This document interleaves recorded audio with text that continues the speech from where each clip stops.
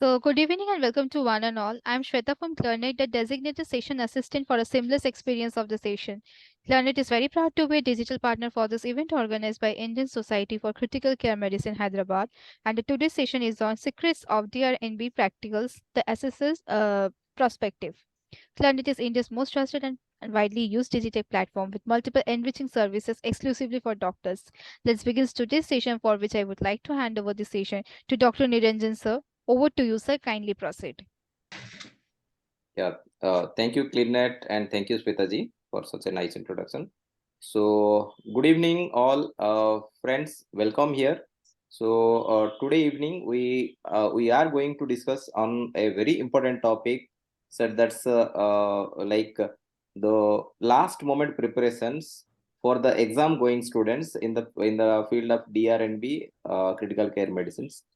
Now, today with me in our panel, we have three eminent faculties who have a vast experience and lengthy experience in the field of academics training. They are they're examiners for a long time. We like to know from them what exactly this course expects from the students. So to begin with, we have Dr. Srinivas Samavedam, sir. He's the senior most consultant in the field of critical care medicines. Currently working as a HOD Ramdev Rao Hospital, Hyderabad. Sir is president-elect for the society ISCCM at national level, and sir is the past vice president and past general secretary. Welcome you, sir. Welcome you Thank both. you, Niranjan. Thank you very much. Next, we have Arif Pasha, sir. He is the professor and HOD in the Department of Critical Care Medicine, NRI Medical College, Guntur. Sir is running a DM course. He has a lengthy and vast experience in the field of the training and examination in the field. Welcome, sir. Arif, sir. Yeah, thank you, Dr. Niranjani, and good evening, all. Thank you, sir. So the next panelist is a very known figure across India in the field of critical care medicine. With very lesser time, he has achieved a very high milestones in the field of critical care medicine. So he is Dr. Arindham, senior consultant in the Department of Critical Care Medicine, SAR HN Reliance Hospital, Mumbai.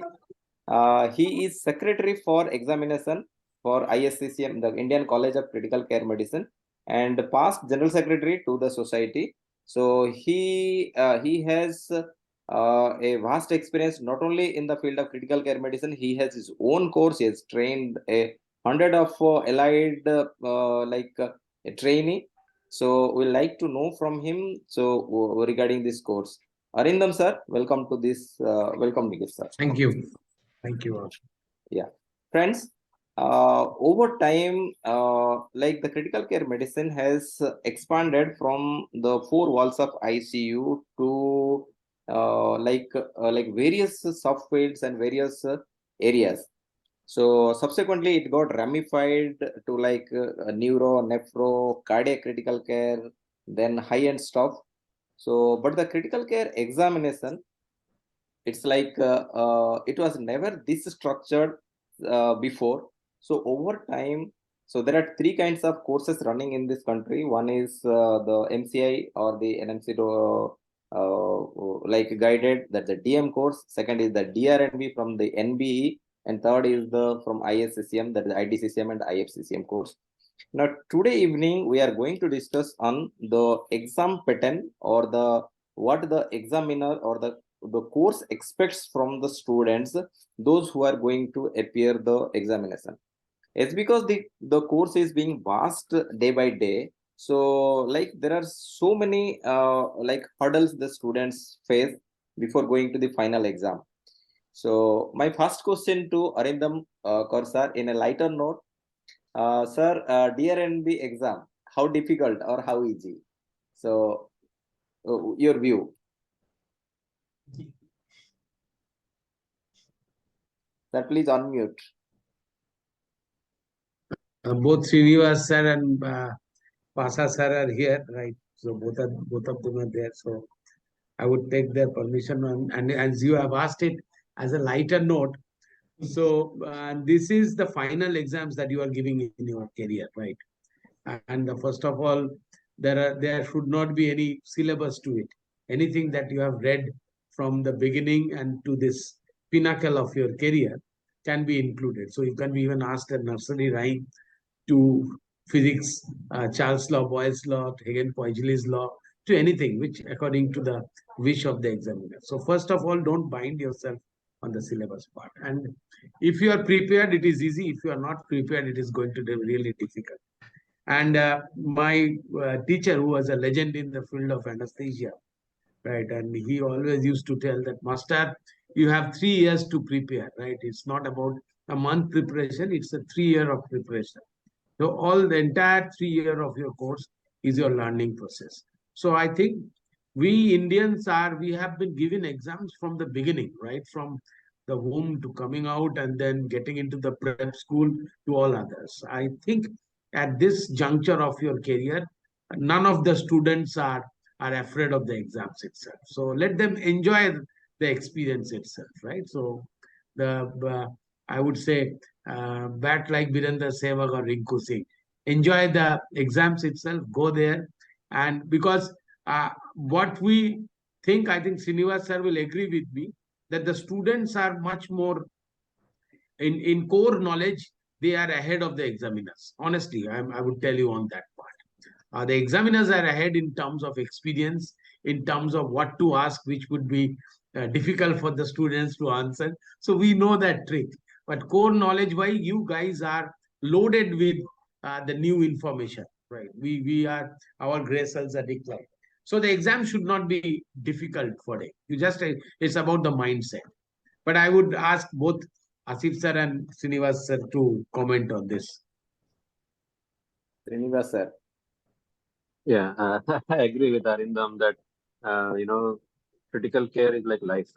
There is no syllabus to life, and life gives you every question that life gives to you is out of syllabus. Same thing with the critical care exam. It gives you an exam paper that is always out of syllabus because critical care is such a dynamic and evolving specialty that the patient doesn't read Fink or Arvind Rippey and come to you. So the patient does not believe that ARDS should not be associated with heart failure. Ischemic stroke should not be associated with acute kidney injury. The patient doesn't read the textbook, nor does the examiner. So you have to have a comprehensive knowledge of the specialty because anything can crop up at any point of time. That's the first point. As Arindham has said, an examiner is always wary of a good final year exam going super specialty student because the student is up to date with what was published yesterday, which the examiner may not always be up to date with. So you are actually the most well informed person in the hall in the exam. So go there with that confidence. Having said that, what the examiner is looking to hear from you is whether you are going to be safe for the patient. The most common diagnosis has been entertained, the most reasonable approach has been followed, and the most essential aspects of patient care have been delivered. This has to be first addressed to before you go on to the higher end, recent advances, cutting edge technology will come later. So I think that's what it is about. As Arindham said, enjoy the experience. I mean, this is the pinnacle of your career. I mean, after this, there are no more exams. In medicine, you may do other courses. You may do MBA, you may do law, you may do finance. That's a different aspect. But in critical care, this is the pinnacle. So probably if you look at all the exit exams across the world in critical care, after the Australian board and the Canadian boards, the DNB is probably the toughest exam to pass in critical care currently, based on the current standards, which it is only the third time the DRNB exam is happening in this country. So it's one of the toughest exams, as I can understand, but the third toughest. If you pass it, hats off to you. If you fail, you will pass next time. Don't worry. Yeah, I think it's a great learning message. So Arif sir, so Yes. you are running a DM course. Yeah. So you view, sir. Yeah, it's always the training period, whatever we are giving 2 years or 3 years, is just for an initiation. Okay, we have to have as Dr. Srinivas sir and Arindham sir told, that's a basic understanding should be there. with having a concept on the basic things, and the life is there for learning. So first of all, we have to have a good concept and confidence to go ahead with the exams. So because as an examiner, we are there to have to assess first, not to harm you, and as well as to see that you are not harmful for the patient. That's all. So the next question is to Srinivas Samavedam sir. Sir, over time, so initially it was FNB, which was 2 years course. Now subsequently it became 3 years course. So now does so NB board expects like a different standards of training from a 3-year DRNB student compared to a FNB student? Yeah, definitely yes, because this on paper is equal to a DM degree. So you are going to be a specialist who is going to teach another person after you are qualified. So the DRNB, the NBE, and the examiners therefore will expect that you are up to their up to the mark in terms of one, assessment of the patient, two, prioritizing your treatment, three, ability to execute and communicate your decisions, and four, good in interpretation of data, good in interpretation of evidence, and also in ethics, communications, and other soft skills, which every intensivist as a consultant should be. Because once you get through this exam, you are going to be a consultant or you're going to be an assistant professor in this field of critical care. So the national board and the examiners will expect you to be a leader. So that's what this is all about. Okay, so the message is clear. That means unlike like you need to prepare more compared to your seniors. So that is needed. Next question is to Arif Pasha sir. Yes. Like, what are your tips? Like in a case, like as Samavedam sir told, like a student should not miss the basic diagnosis or the life-threatening situations. Those should not. So cutting edge technology may or may not be answered. So in a case assessment or in a when they are going to appear the case, like what all areas they should at least they must focus before appearing the exam. Yeah, because it's an excellent question. Because in a couple of months back in July, when I was being in Ecuador conference with Anirban Chaudhary sir, we have been discussing regarding this. So, to at what cases the students should concentrate. So, what I feel is regarding examination point of view, because he has to have a concept of head to toe everything. But regarding the examination point of view, so what I feel is most of the cases what we are getting, if you concentrate on the tropical infection, viral pneumonias, scrub typhus, because this dengue and atypical virus are presenting in a different form. In the couple of days back, they're presenting in encephalopathy. We have to know something about that, as well as malaria and enteric fever in particular. So if you go for the neurological cases, we have to concentrate on the acute stroke, meningoencephalitis, as well as GBS syndrome. As we are in a post-COVID era, if you concentrate on the cardiovascular system, we have to know about the acute MI as well as pulmonary thromboembolism. And we also should concentrate on this hematological crisis like blast crisis as well as this tumor lysis syndrome. And all our critical care area is being grabbed by this in future by artificial intelligence. So as a student, as an exam going student, the student should have an idea about this the role of artificial intelligence in the critical care also. So what I understand is like over time it's going to be tougher and tougher, I believe. Yes. So fine. So like as the course is so vast and the area is expanding as the time is going, like so many researches are going on. So like what is the overall course structure? Like what a student should know before going to or before starting preparation for the exam, sir? Samavedam, sir. Look, first of all, we need to understand that critical care or critical illness is a different pathophysiology, right? So the core fundamental things which everybody should understand, few basic principles everybody should understand. How to approach a problem with hypoxemia, how to assess somebody with hypoperfusion, how to optimize hemodynamics, how to optimize oxygenation, how to optimize ventilation, what are renal protective measures, what are cerebroprotective measures, what is essential for nutritional requirement, what are the principles of antimicrobial therapy, what are the principles of renal repair. These are core principles which you should be thorough to the last full stop, last reference that is published in the literature. And use this information to understand the dynamic pathophysiology of critical illness. Septic shock, for example, ARDS, for example, acute kidney injury, for example, traumatic brain injury, for example, subarachnoid. So don't just read a guideline and try to pass the exam.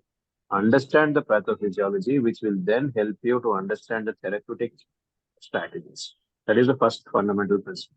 Second, make it that one of the problems which Indians face in exams, even our registrars, those who my colleagues and my juniors who completed FNB and went to Australia.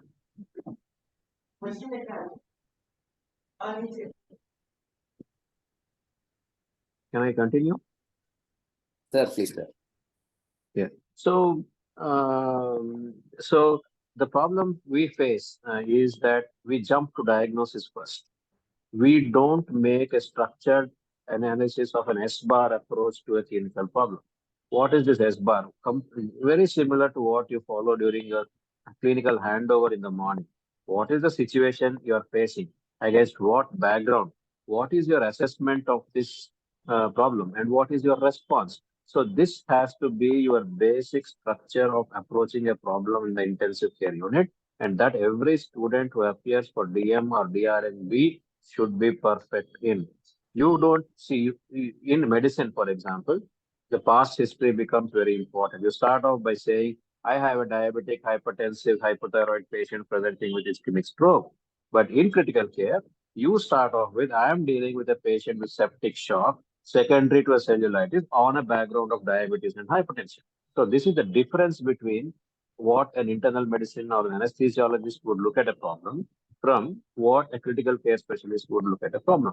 I am looking at somebody who has raised intracranial pressure secondary to traumatic brain injury on the background of XYZ. This should be your approach. Now, that is the crux of a good clinical assessment, which every examiner will look forward from somebody who's appearing for a DrNB exam.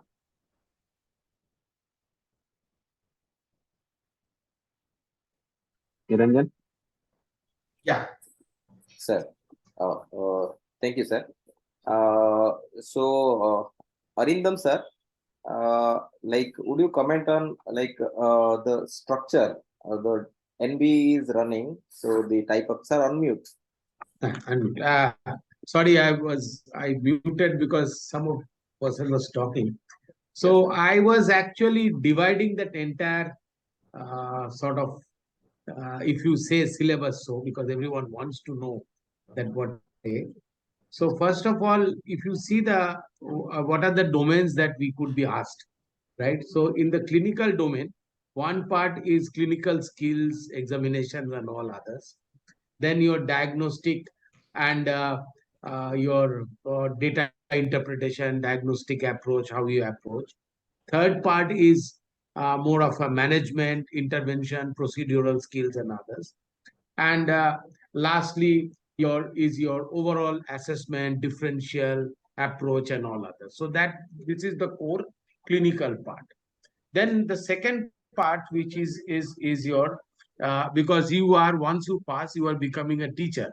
In fact, whether you and to inform you, as you were asking, that there is the equivalence is proven, and this is also functionally proven because a lot of DrNB pass out students are now directly getting admitted into the medical colleges. They are getting job medical colleges and directly into the assistant professor they are getting. So that equivalence is already there. So no need to worry your equivalence with the DM and others. I think, Arif sir, am I right on this part? Yes. Please. Okay. So the second part of your core curriculum is your academics. So in academics, you have core education or academics. Obviously, we need to know a little bit how to. There are different types of a. You should sometimes look into how you can teach and others. But don't worry, this is once you pass. Then your clinical research, medical statistics, one area is there, right? And also how to and make up a training program and all others. Just have a basic idea. So this part is on academics itself. Third part, which is communication, soft skill, reaching out, integration, interpersonal relationship, and all others. So don't waste much of your time, but this would be asked, particularly the communication. We will have a separate discussion on this. I think Niranjan will ask certain questions on that. So that is the third domain. And the fourth domain, which is evolving, because most of the times critical care persons are now responsible for quality, safety, organization, accreditation, a lot of the resource management, right, triaging and all others. So this part is getting more and more important. So these three domains, right, have a basic idea of what is going on, right? You may be asked questions about it, but obviously the first part is the most important, the clinical part. And in a case, particular case, whatever way, a long case, short case, or others, how we proceed? We proceed if you are reading a chapter, if you can divide the chapter in these 5 segments, right? 5, 6 segments. One is your applied physiology and anatomy, right? Applied. You don't have to go. You already known that, right? You just recapitulate a little bit of applied physiology and anatomy. Then comes your clinical pathophysiology, that how it happens. Then the core disease process. Then you have approach, diagnostic approach, and differential and others. You do that. Once you do, then you can do a management principle. Particularly, management includes both diagnostics investigations as well as your interventions itself. And lastly, not only that, you now, whatever you are doing, you have to back it up with your evidences, current progresses, and futuristic ideas. So if you read every disease process, particularly 2025 major problems, then I think you have covered almost. And if you segmentalize your approach in the chapters, I think you won't miss anything on that. Thank you, Arindham sir. I think so. No one can make more lucid to such a complex thing. Okay, nicely you have divided and you made it such such simple for the students. Okay, so I just made it up in a newspaper. it's I was just making out that how a student should read, how they should approach. Yeah, so it's really interesting, sir. So next question is from Arif Pasha, sir. Yes. Sir, said in exam, so the one part which we are always worried is the history taking. Yes. Now coming to critical care, so patients, so they cannot give any information, they cannot speak, but still the examiners, they always focus. That's what my personal experience I've seen. So what is the history? Now, so will you give some light to our students, like what exactly you people expect from the student? Because yes, it's a really a good question, which is aptly needed in this present era. So because what exactly happened? Because when the students they take the over, so because in the night duties somebody colleague has taken to this case, and morning this doctor will come and take the over from him. Just have few things and go ahead with the management. But what exactly happened? Because in critically ill patient, because always history is the backbone for the diagnosis and management. So which is missing in today's era. So in a critically ill patient, the history may not be so elaborative like in medicine, but it has to be taken as a focused component, focused history, so that we could not miss this silent important issues regarding the management. So for example, just I'll give an example. Couple of days back, one of the gentlemen, in order to have a better idea regarding the history taking, I'll just share one of the case scenario to our students. So a couple of days back, one young gentleman who is 28 years old, who is a dental doctor also, presented to our ICU in a seizures. Like the history, if you come to the history, it's a short duration history of fever, headache, seizures, altered sensorium. So classically, we thought of that it's something like a short duration history, some meningoencephalitis, possibly viral versus. The other significant investigative point, we are having hyponatremia. And when we go into the depth of another history, they told that from 8 to 10 kgs of weight loss is there in a couple of months. So we thought of our neurologist and we ourselves thought of viral versus bacterial and tuberculous meningitis.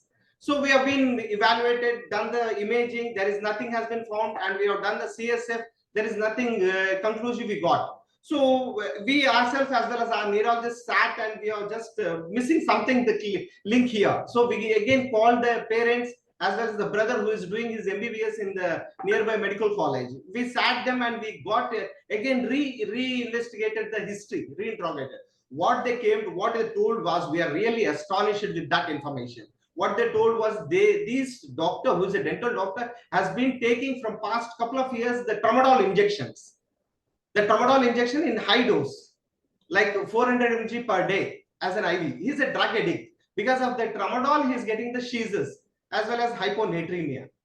So that important finding we came to know, and we stopped all these medications. And after a couple of days back, he improved. We have taken the psychiatric counseling also. The patient has improved. The clue point here is the history is very important even in the critically ill patient, because most of our critically ill patient will be in a unresponsive positions in order to share with us. So as an examiner, we'll focus on the history as well as the clinical examination, how properly they are doing, and the laboratory, how they are doing interpreting, and how they are planning for the patient outcome. So if you concentrate on this, you'll get the best scoring in your exams as well as better outcome of the patients also. Thank you, sir. So it's understood that history taking even in critical sick patient also, it is very, very important. We cannot miss few points. So the next question. So Samavedam, sir. So like after history taking, suppose those student make like a gross mistake in the basic diagnosis. Patient coming with, I'm for some example I'm giving, like coming with the pain, abdomen, nausea, vomiting. For pancreatitis, he like wrongly told it's a perforated some bowel or something, some gross mistake he did. So as an examiner, do you still like consider to carry forward or to like include either in the like a pass category or fail category? How do you like go ahead, sir? See, making a mistake in a symptomatology is always possible. It happens in a normal life also. So no examiner will hold a candidate liable or will fail him just because on the first symptomatology he made a wrong diagnosis. But what would definitely be against the candidate is that he does not entertain a differential diagnosis which includes the actual diagnosis. As you said, pain, abdomen, vomiting, fine. You may actually have made a diagnosis of a perforated small bowel or a large or a gastric ulcer. But what are your differentials when somebody asks you? You should talk about pancreatitis, you should talk about an aortic dissection, you should talk about whatever other possibilities are there. But if you fail to entertain that, usually the examiner will give you a clue that this patient is ethanoic, or he's got gallstones in the past, he's got epigastric tenderness, doesn't have the rebound. Some kind of clues are given. So the candidate should be alert enough to catch the clue, magnanimous enough to revise his diagnosis without getting stuck on ego, and then be practical enough to understand that when the examiner is giving so many clues, maybe my diagnosis, which I mentioned first, is not very correct. So that realization should be there, rather than say, I have said this, so I'll stick to it. That will be usually your downfall. Yeah, thank you, sir. So, so it's a good news for the students basically. Even if you make a basic diagnosis, but again, so make your differential diagnosis. It's a broader. That's very, very important. So, like many a times, Arindham sir, many a times we have seen examiners, even in the bedside assessment, they jump to evidence. Students, many times they are confused. They want to know. So, suppose they fail to answer the evidences. Like, how do you score them, or where do you keep them? Sir, Okay. on this. I will take 1 minute to answer this question, but before that, just one comment on the previous discussion. I'm time and again encroaching. Is that most of the times there won't be cases, right? This is not a internal medicine exams. So you are not going to get a case which has got a diagnostic dilemma, or it's a puzzle given to you, right? None of the cases, though most of the cases would be straightforward. And also the history as well as clinical examination are important, but I think the most important is association of the facts that will be presented to you. Most of the times there would be a case summary given to you, which will almost reveal the overall A. So it's not about that what is your diagnosis. It's more important that what to do with that diagnosis, how you are going to manage this patient.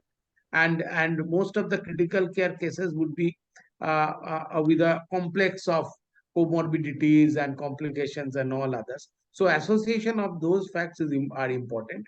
But the difference between some of the 1 year or 2 year exams and the 3 year exams, which is it is right, is that the clinical examination is very important. History taking and clinical examination and stating the facts. And as we have seen over years that many of the students are from anesthesia background, so that has to be improved. I think this segment, all the people have to make a practice in whatever months are remaining, that to go there, keep yourself safe, put a hand wash, gown, plastic gown, or put a gown, actually expose the patient, do a clinical examination. Those things are genuinely required, and you have to make it as a practice. Regarding your question on the evidence, right? I think you have to be street smart, and in whatever days are remaining, read out all the abstracts, even if you don't know the full text itself. All right, you.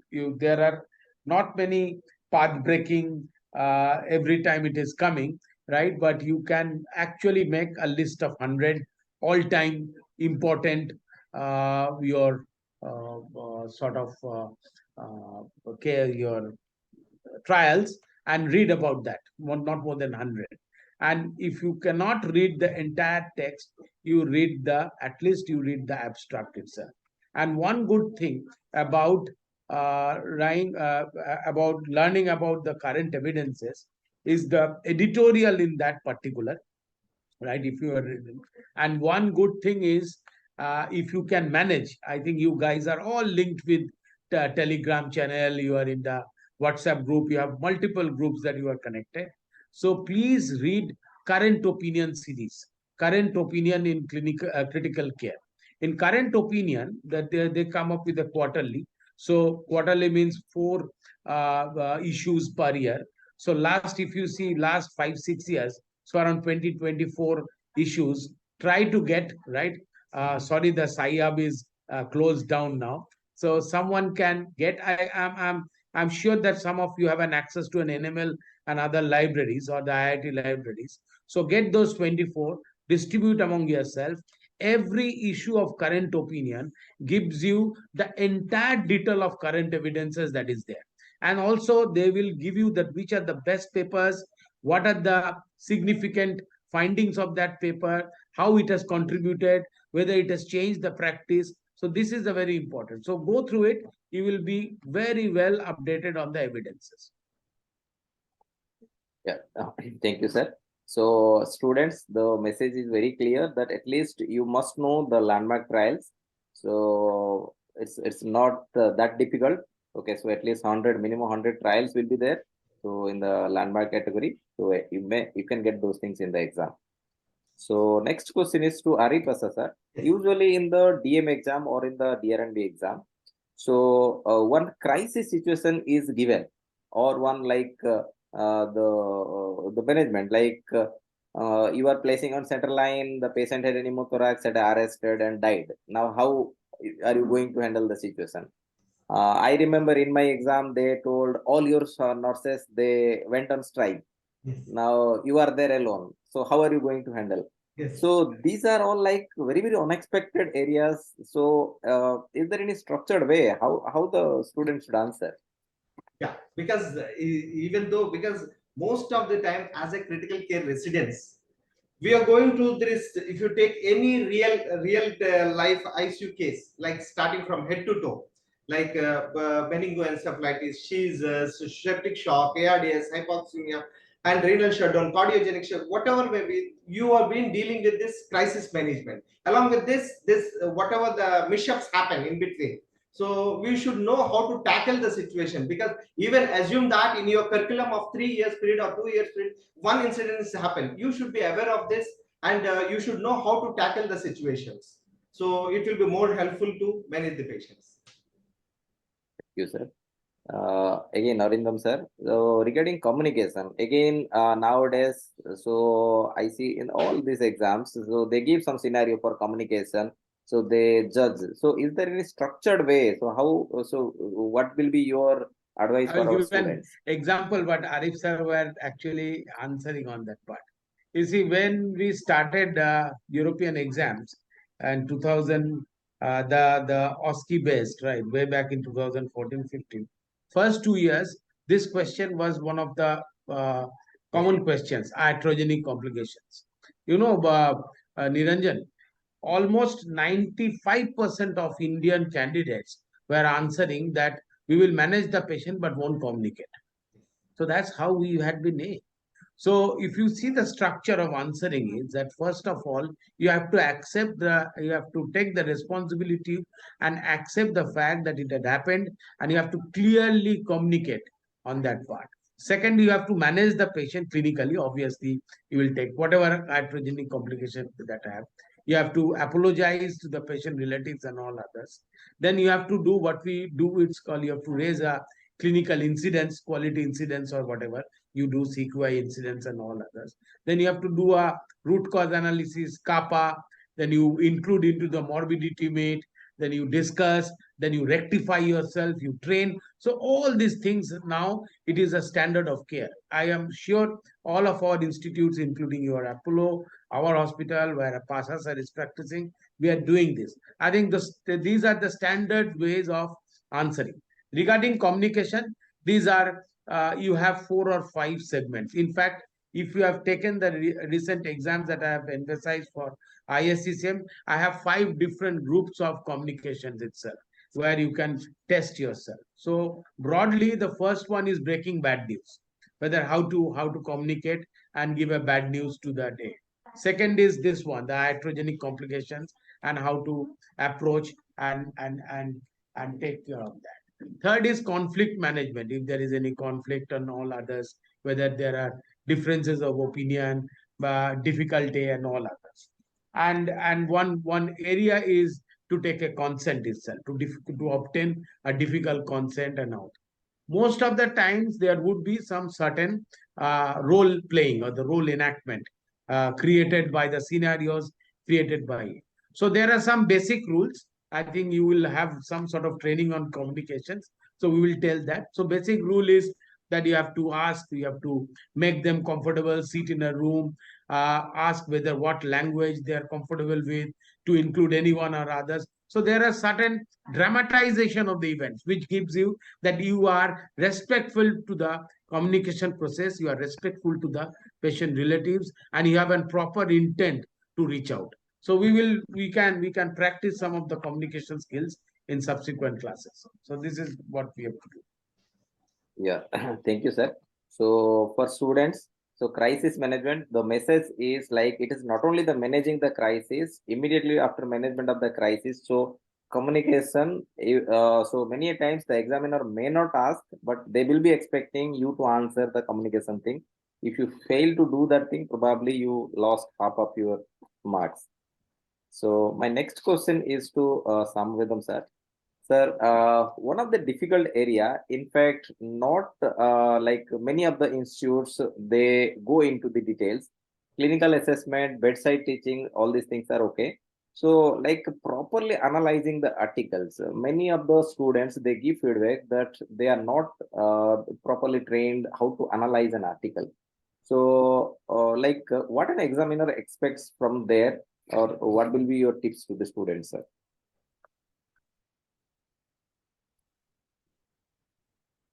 Sir, unmute. Unmute, sir. Sorry about that. There is a specific station on research paper analysis in the DrNB exit exam, and that statistics are an integral part of the stations which happen after the cases are discussed. Now, it's not a big difficult for you at least to get a start in assessing the paper. As Arindham said, there are so many WhatsApp groups for students currently. I envy the students currently because when I was training, there was nobody to tell us which article to read from which journal. And to get one article journal, we had to go to 3, 4 libraries and physically go through. And now you just have to post a request in one group and say, I want this article. In some group or the other, that article will be posted and you will get it maximum in 24 hours. So there is No, no shortage. 24 hours. The fastest response comes from you, sir. Yes. Whatever you wish, Yes. Dr. Srinivas will provide. Within a span of few couple of minutes, that's all. Thank you, Arindham. Really That fast. probably comes from the fact that I don't want the students to go through what we went through Yes, as well, yes, Arindham. that's true. I That's hope, I mean, I'm sure you relate to what I'm saying. Um, Although probably you had access to more journals than I did. But see, the issue is when a student is presented with the paper, what the examiner expects is he following the PICO approach of analysis of the paper? What is the population that is being studied? What is the intervention that is being studied? What is the comparator? That is, so P for population, I for intervention, C for comparator, O for outcome. These are the 4 basic things which every candidate should be able to identify in the paper because it is there. Obviously, you know what are the inclusion criteria, what are the exclusion criteria, what is the intervention arm, what is the control arm, and what is the primary outcome, what is the secondary outcome. So you know the population, you know the intervention, you know the comparator, you know the outcome. So once you are able to answer this part, 50% of your paper analysis is over. Then comes the hair splitting. What is the statistical tool that is used? Which of those statistical tools are tools of statistical significance? Which of those tools are tools of clinical significance? What is odds ratio? What is NNT? What is NNX? These are small meta-analysis. What is the heterogeneity index? So these are advanced things. So I think maybe if you spend in the entire 3 years, if you spend at least a week reading statistical analysis. There was a whole series of 16 articles published in the JAPI about 7 years ago, which is excellent. Then again, another series of 12 articles in the Lancet about 5 years ago, which is also very excellent. Any of these set of articles, if you read, I think you will destroy the exams. Thank you, sir. So, so this is a very lucid explanation and the last minute tricks for all students. So, because many students they feel the article evaluation is the toughest station out of all 4 stations. So, ABG, biochemical, drugs, all those, the radiology, they all are confident, but I have seen many students they fumble when they go to the article station. I think that's going to help everybody. Next, to Arindham sir, uh, like in DrNB, so they give on thesis evaluation. Okay, so not exactly a thesis, basically, it is the collection of the cases or what all the curriculum they have given. So I have seen there is initially there was no standardization, but in some centers they ask questions on that basis. Some centers they neglect it. So should a student focus on it or should he spend some time on that? unmute, sir. Yeah. On the evaluation of the thesis, right? You are asking about Sure, the project for the thesis. Yeah. I think what is to be prepared, what is to be prepared for it. They have done their work they have slogged it for 2 years to build up a thesis, right? And I think and DRNB, the national board is quite strict about it, and they have put it as a timeline that you have to submit your basic proposition, then you have to go through the ethics committee, you have to rectify your materials and methods, you have to do it, and so most of the time the students are doing it genuinely. They are honest about their project, and if they have done that part, every big institution like yours, mine, Arif sirs, Samavedam sirs, they have your full-time statistician now. They have included. So they have definitely done their work on that. I would ask them to, if they are honest with their work, if they have actually done it without copy pasting, they know what is to be done. Just brush it up, just be honest. There would be certain questions on that, how you have approached, how you have done. Because none of the examiners are going to read the entire thesis. It's not possible for them to do that. So they will ask some certain random questions, and they will try to assess whether you have been honest with your project, you have actually done it, you have not copy pasted it, and you know again the material methods and statistical analysis that you have put. And also obviously why you have chosen this would be a very basic question.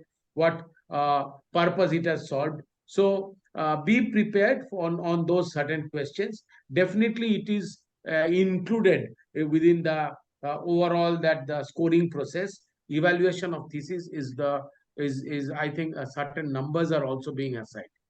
We have assigned in fellowship exams and in both DM. Arif sir, what is the number in DM exams for thesis evaluation? Yeah, 15 marks. 15 marks. So Yes. anywhere between 15 to 30 marks Yes. at the most. Yes. Normally 15 to 20 is your average Yes. marks that you can score in exams itself. And this is your project. You have done it over 3 years. Yes. So you should score maximum out of 20. Yeah, that's a nice tips.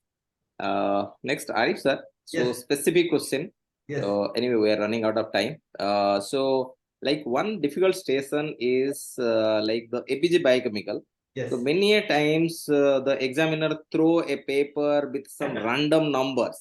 Yes. So like patient with some picture, some clinical picture, and these are the and how to analyze, and Yes. the time is very limited. Yes. So like what is your tips to our students? Yeah, because coming to this ABG, because it's the most common investigation which usually performs in ICU day in day out. So regarding coming to that, just you have to as an examiner will expect that you have to take care of the proper steps. Are you following proper steps or not? Starting from the validation to this derived parameters like delta gap and all that. So, and in that you should not waste the time by calculating all these things. Rather than you should take the help of the history as well as clinical scenario, and you should go ahead. The best thing is, rather than last tip, it's three most important thing is you should practice while you are in a training period. Thank you so much, sir. So Arindham sir, so what is your tips, like how the students should prepare for this biochemical ABG? So sometimes it is like less tougher though compared to the articles, but still I consider it's a difficult station. I think they almost everyone is working. They haven't got their leaves now, right? So the best part is in your daily rounds, you practice, you present, you practice, you and sort of a. So then there are typical scenarios. They most of them they know. Then there are organ function tests, and there are typical scenarios. For example, if I say hematology, there are 7 or 8 scenarios: hemolytic uremic syndrome, PTP, your iron deficiency anemia, and all others. So practice that on that part. In ABGs also you have certain not more than 10, 12 combinations, right? AGMA, your normal anion gap metabolic acidosis, where you have sort of uh, the 4 gaps, right? Osmolar gaps, gaps, your oxygen gap. So these are your all, we know that there are certain typical, and also practice within a short time how you can answer, as well as how you can structure your answer rather than random answers, how you can structure.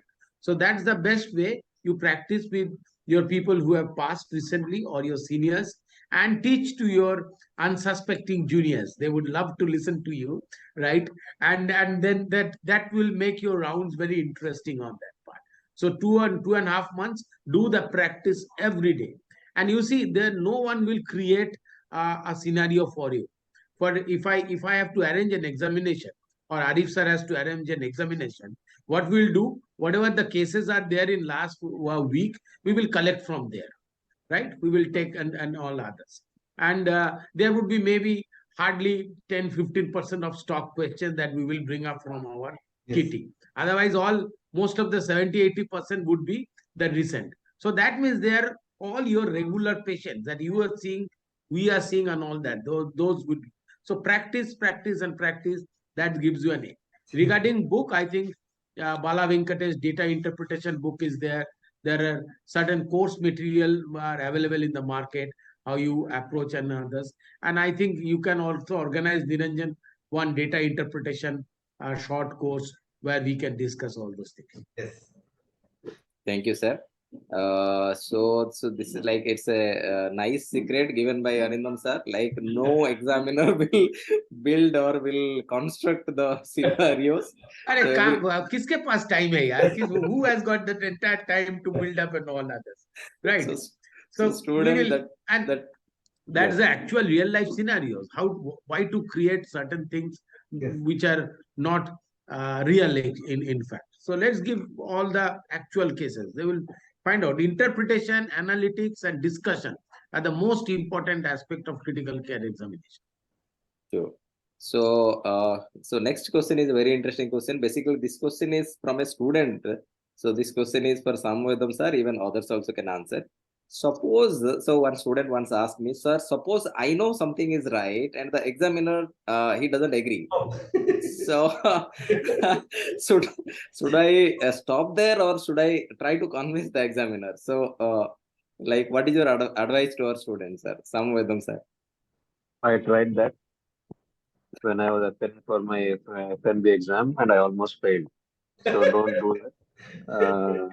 You sometimes you have to accept that you are appearing for an exam, and personally, I feel exams are unfair because this candidate has toiled for 3 years, Yes.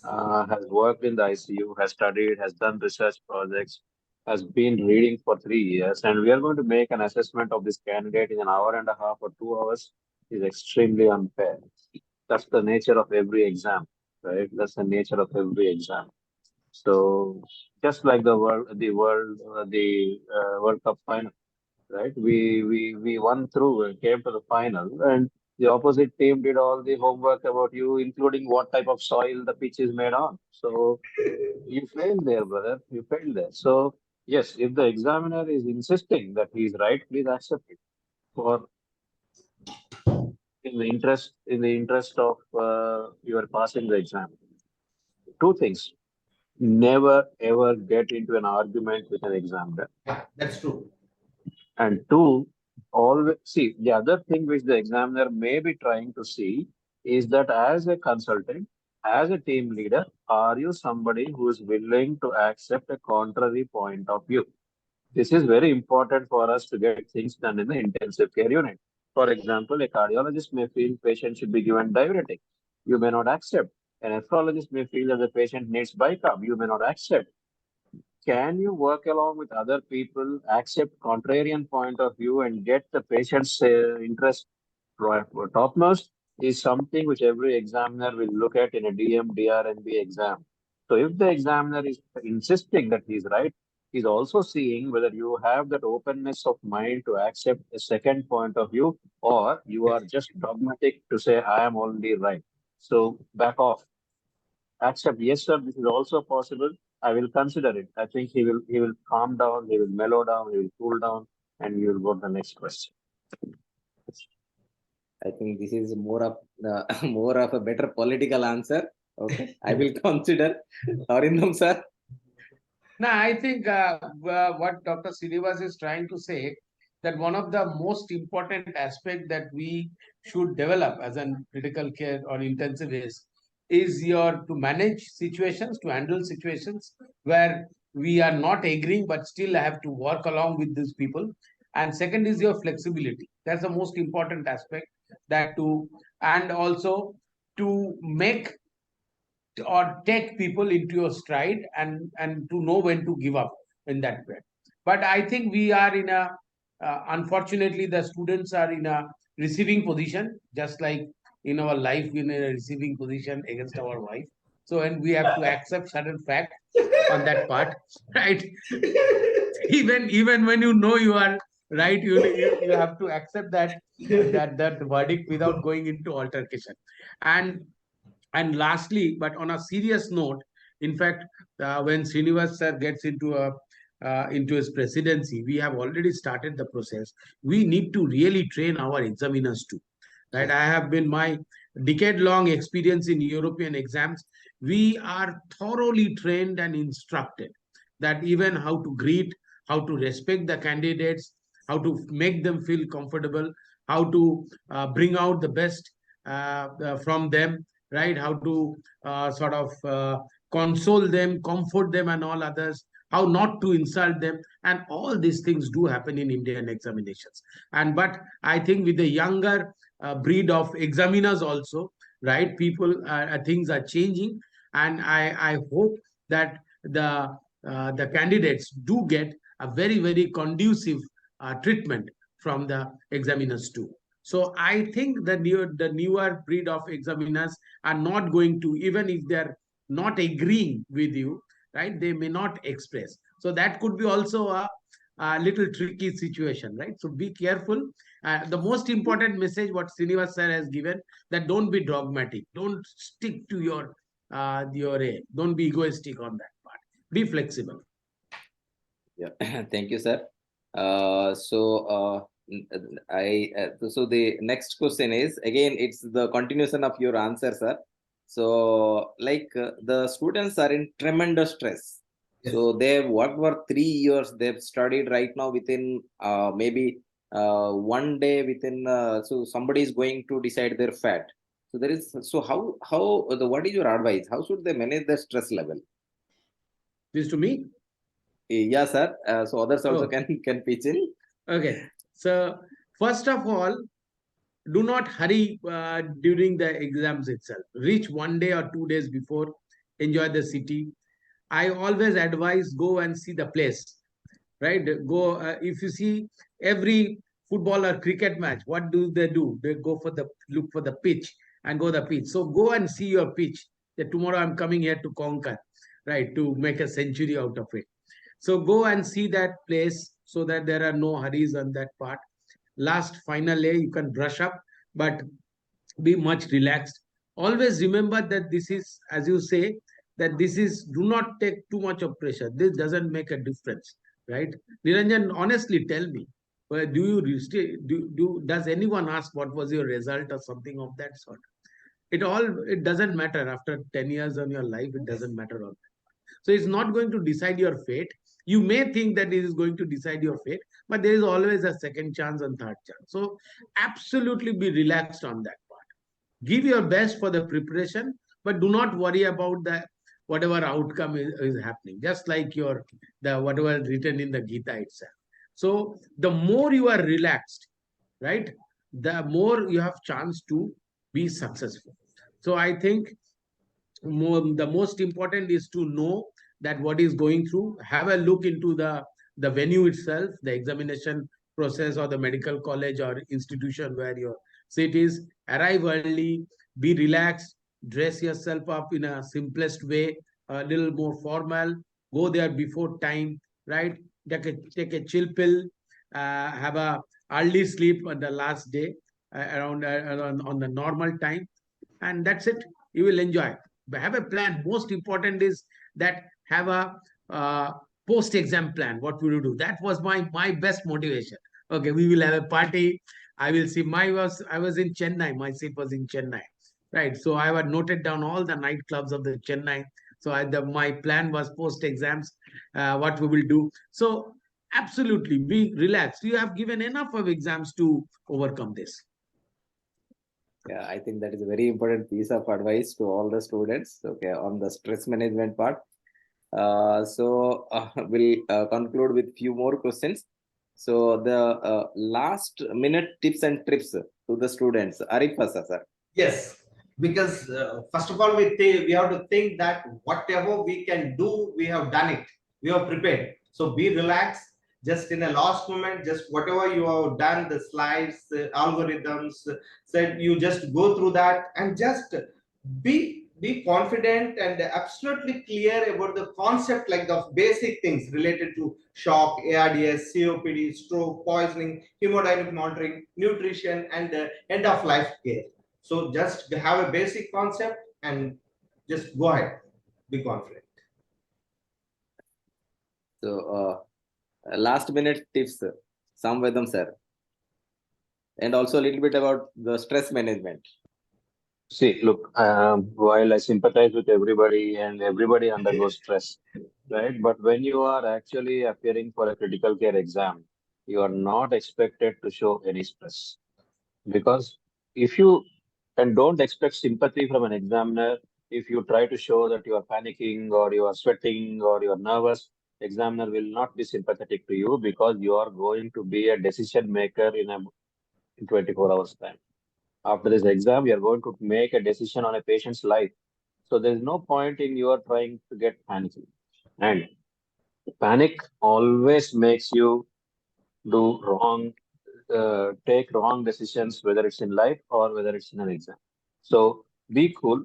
Assume it as if you are if you're approaching a patient in your ICU or a patient in your ER, and always be assured that no examiner is specifically being sent either by the NBE or by any other board to fail you.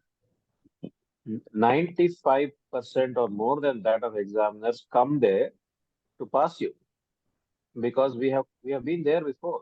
We have gone through this situation before. So assume that the examiner is fair. Assume that the examiner is there to pass you, and do not show your panic in front of the exam. That is the first point about stress management. And of course, I am not a great fan of nightclubs and all that stuff, but unfortunately, I got this advice from Arindham after I finished my FNB. When we were doing the mock EDIC exams, SATS Academy, he said these exact same things. Please go one day before, explore your venue, go and mark your territory, say this is where I'm going to conquer. I did it for my law exam, and thank you, Arindham, for actually making me more comfortable doing it. The first opportunity of I got in using his advice was in this exam, 2015. So I did it. So it works, and he has not changed his advice since then. So obviously, it's a winning combination. So he's sticking to it. So please do that. Go before. See, there's no point in you are rushing when the exam is starting at 9 o'clock. You come at 8:50 and then run around looking for your venue. It's not on. It's avoidable stress. I agree with that. Um, Most importantly, sort yourself out. If you have not read anything, forget it. Forget it. Don't bother about it. Consolidate on what you have read, revise what you have read, refocus on what your strengths are. Whenever you go for an exam, just as when you start a business or when you want to start a new department, you do what is called as SWOT analysis: strengths, weakness, opportunities, threats. In an exam, the biggest threat is yourself to you because you are your biggest threat. Because if you don't answer, you will fail. Your opportunity is to capitalize on what you already know and present it to an examiner in a simple, lucid, impressive manner. Your weakness is your inability to do that. And what are your strengths? You have slogged for 3 years. You have read all the books. You have read all the journals. So you are the best. Believe that. Get that belief into your head that on that day, you are the best man on the floor. Period. No discussion. An exam going student is the best guy on that day in that hall. So go with that strength, forget your weaknesses, utilize your opportunities, and overcome your threats. This is all I can say. Yeah, thank you, sir. So I think anyone would like to give any tips, sir? One more thing is your Sir. articulation, the way people answer. I think a lot of people are worried about their pronunciation or their English speaking skills and all others. So if you and what to say, right? To be very, I would say, to be very assertive, to be very to the point. You have limited number of time, and in that limited time, you have to give the maximal information in a structured manner. So that needs practice. So again, I am reiterating my point that do practice in your rounds. You have another couple of months left. You speak the maximum. You say, even I was not very comfortable in speaking. I was an introvert guy, and I over years I went on practicing speaking in many different forums, examinations, platforms, Zoom platforms. Right now, even see, you can Niranjan cannot stop me from speaking itself. So practice, practice, and practice. That's going to give you the day. In 2 months, at least you can improve your skills on your communication. I'm surprised that Arindham was at some point after an introvert. I have never seen him introvert. Anyway, good. So, Okay. yeah, students. It was such an informative session. Like we discussed on the overall pattern of the DRNB exam. So details in the cases, what all areas to be covered, and the Niranjan, sir, I think sir, we should tell them that there are going to be two long cases, Yes. two short cases, and stations. It's very important for them to know that. And the short cases can be anything. The long cases can be anything, but short cases will be focused question. For example, there's a heart failure patient who's on diuretics. They can focus on hyponatremia. They can focus on cardiorenal syndrome. They will pick up or rhythm management. One aspect will be discussed in detail in a short case, whereas the long case will be the complete spectrum of critical care. There are two short cases, two long cases, and then there are stations which include mechanical ventilation, ventilator graphics, hemodynamics, statistics, paper analysis, drugs, instruments, and radiology. Right, just to complete that. yeah, thank you, sir. So, students, it was like very important information. Like you should know, because every year the pattern of the long case, short case, and those keep on changing. The board usually sometimes they try to change things. So be aware of the recent trend. Then we try to understand what all the examiner expects in a article evaluation. Then in the evidence-based medicine, so, okay, what exactly to study. Then Arif sir answered in history taking part what is the extent to which the examiners extent they expect. Then if you should or should not go in a argument with the examiner. Okay, so Samavedam sir said his personal experience and nice in the advice was given to you. So I believe it was very like informative session. So students, so I am not seeing any questions in the chat box, but this video will be there in the YouTube. So anytime you feel any further questions, you can pass on to us so that we can get those information from our examination from the assessors. So once again, thank you Arindham sir, thank you Arif sir, thank you Srinivas sir for your time and sharing your experience with our students. I am sure this will definitely help the exam going students. And the last moment, the post exam, the party advice was excellent advice from Arindham sir. That definitely it helped to decrease the stress level. So with this, we'll You see, conclude the this session. is always, Niranjan, we work best on reinforcement and incentivization. That's how human psychology is. So you incentivize yourself. Yes. Post exams party, post exams I will give. You see, I gave when I was very sort of lured by Mobla pain, right? In that those days I couldn't afford Mobla on that part. So when I was going to give EDIC exams, right, I told myself that if I clear in first chance in UK, I'm going to gift myself a Mobla. So the moment I passed the and I was coming back in Manchester airport, I gifted myself a Mobla. So that was a big incentive for myself to perform well. So incentivize yourself. This is a very important psychological tip itself. So that I was serious about it. Sure, sure. Thank you, sir. Thank you. So with this advice, students, we like to close the session here. So once again, thank you all for the time, sir. And all the best wishes from all of us. Best wishes to all the students, sir. Thank you, everyone. Yeah, Swetaji, over to you. So can we close the session over here? Yeah, yeah. Okay, so thank you and good night to all. Thank you, thank you.